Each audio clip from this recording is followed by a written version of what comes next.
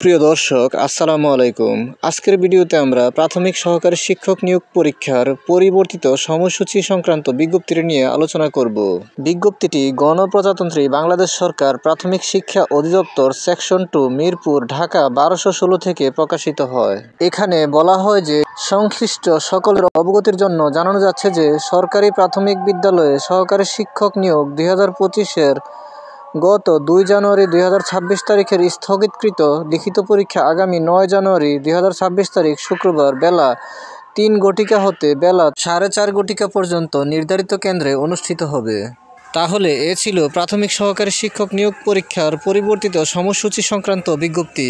ভিডিওটি ভালো লাগলে লাইক, কমেন্ট ও শেয়ার করে দিবেন এবং পেজটি ফলো করে পাশে থাকার অনুরোধ জানিয়ে সকলের সুস্বাস্থ্য কামনা করে এখানেই শেষ করছি। আসসালামু আলাইকুম।